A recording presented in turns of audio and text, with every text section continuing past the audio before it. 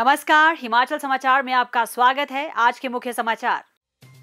स्वास्थ्य क्षेत्र के सुदृढ़ीकरण के लिए प्रदेश सरकार का एक और ठोस प्रयास। प्रदेश में 23 वर्षों के बाद बढ़ाई गई पैरामेडिकल सीटें, लोगों को उपलब्ध होगी बेहतर स्वास्थ्य जांच सेवा।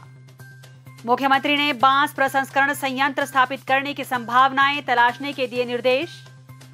वन विकास निगम ने वित्त वर्ष 2024-25 में किया 289 करोड़ 91 लाख रुपए का राजस्व अर्जित। सेल्वीकल्चर कटान से निगम को प्राप्त हुई 41 करोड़ 30 लाख रुपए की रॉयल्टी। सभी टिम्बर गोदामों में लगेंगे सीसीटीवी कैमरे। आपदाग्रस्त क्षेत्र में ड्रोन से उपलब्ध करवाई जा रही है आवश्यक दवाएं। मुख्यमंत्री ने रहस्यमयी सेब रोग की वैज्ञानिक जांच के दिए निर्देश। 7 दिनों के भीतर राज्य सरकार को विस्तृत रिपोर्ट प्रस्तुत करने के लिए कहा। और अब समाचार विस्तार से। हिमाचल प्रदेश में स्वास्थ्य क्षेत्र बदलाव के दौर से गुजर रहा है। मुख्यमंत्री ठाकुर सुखविंदर सिंह सुक्खू के नेतृत्व में लोगों को विशेषज्ञ चिकित्सा सेवाएं प्रदान करने के लिए प्रदेश सरकार स्वास्थ्य बुनियादी अधोसंरचना को सुदृढ़ कर रही है। प्रदेश सरकार ने लगभग 23 वर्षों के अंतराल के बाद चिकित्सा क्षेत्र में तकनीशियन पाठ्यक्रमों के लिए सीटें बढ़ाने का निर्णय लिया है। प्रदेश सरकार ने आईजीएमसी शिमला तथा टांडा मेडिकल कॉलेज में सीटें बढ़ाने का निर्णय लिया है। राज्य सरकार ने आईजीएमसी शिमला में बीएससी मेडिकल लेबोरेटरी तकनीक, बीएससी रेडियो और इमेजिंग, बीएससी एनेस्थीसिया और ओटी तकनीक में प्रत्येक पाठ्यक्रम की सीटों को 10 से बढ़ाकर 50 किया है। मेडिकल कॉलेज टांडा में बीएससी मेडिकल लेबोरेटरी तकनीक, बीएससी रेडियोलॉजी और इमेजिंग तथा बीएससी एनेस्थीसिया और ओटी तकनीक में प्रत्येक पाठ्यक्रम की सीटें 18 से बढ़ाकर 50 की गई है। इससे प्रदेश के युवा राज्य में ही प्रशिक्षण प्राप्त कर सकेंगे। विभिन्न पाठ्यक्रमों में वृद्धि से राज्य के अधिक युवाओं को स्थानीय स्तर पर गुणवत्तापूर्ण प्रशिक्षण प्राप्त हो सकेगा और लोगों को घर द्वार के समीप बेहतर स्वास्थ्य जांच सेवाएं उपलब्ध होंगी। नर्सिंग और पैरामेडिकल स्टाफ के लिए प्रशिक्षण के अवसर भी बढ़ाए जा रहे हैं। हिमाचल प्रदेश राज्य वन विकास निगम के निदेशक मंडल की बैठक की अध्यक्षता करते हुए मुख्यमंत्री ठाकुर सुखविंदर सिंह सुक्खू ने निगम की कार्यप्रणाली में आधुनिक तकनीक का समावेश करने के निर्देश दिए। निगम के सभी टिम्बर गोदामों में बेहतर निगरानी सुनिश्चित करने के लिए सीसीटीवी कैमरे लगाने के भी निर्देश दिए गए।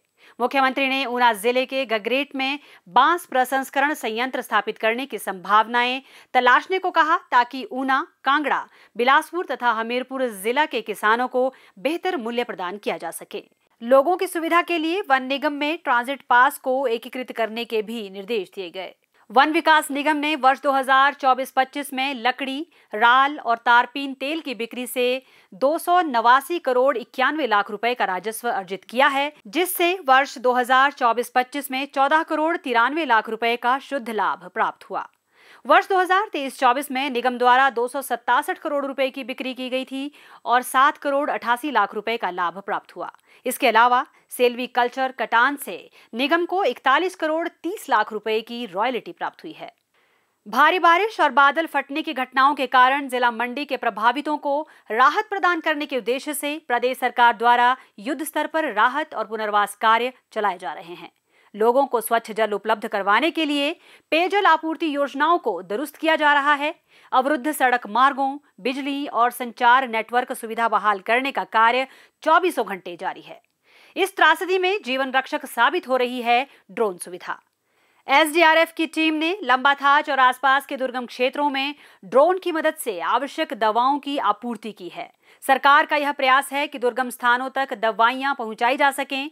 इसके अतिरिक्त मेडिकल टीमें भी आपदाग्रस्त क्षेत्रों में तैनात की गई हैं। ग्राम पंचायत धार, जरोल, छतरी और बरयोगी में प्रभावितों को प्रशासन की ओर से राहत सामग्री वितरित की गई है।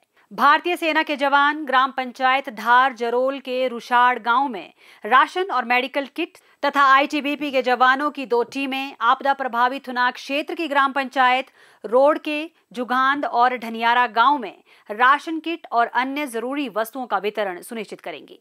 हिमाचल होमगार्ड की टीम ने पखरैर पंचायत के भराड़ और कुरसवाली गांव में प्रभावितों को राहत सामग्री प्रदान की। इस आपदा में लापता लोगों की तलाश में एनडीआरएफ की टीमें सक्रियता से काम कर रही हैं।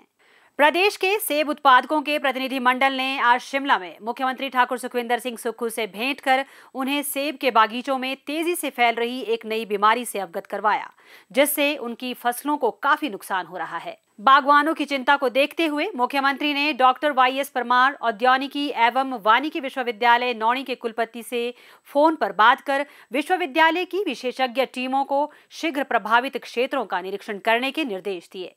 उन्होंने निर्देश दिए कि इस बीमारी की वैज्ञानिक जांच की जाए तथा बागवानों को जमीनी स्तर पर रोकथाम एवं नियंत्रण उपायों के बारे में जागरूक किया जाए।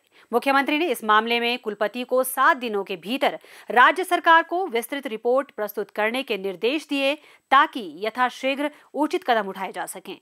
उन्होंने प्रतिनिधि मंडल को आश्वासन दिया कि राज्य सरकार किसानों और फल उत्पादकों की समस्याओं को प्राथमिकता के आधार पर हल करने के लिए प्रतिबद्ध है और सभी आवश्यक सहायता प्रदान की जाएगी। हिमाचल समाचार देखने के लिए सब्सक्राइब करें यूट्यूब चैनल हिमाचल समाचार, लाइक करें Facebook page information and public relations department Himachal Pradesh और सीएमओ हिमाचल, फॉलो करें x@DPRHP और सीएमओ हिमाचल, फॉलो करें इंस्टाग्राम @DIPR हिमाचल और सीएमओ हिमाचल। विजिट करें वेबसाइट www.himachalpr.gov.in। इस अंक में इतना ही। कल फिर होगी मुलाकात। दीजिए इजाजत। नमस्कार।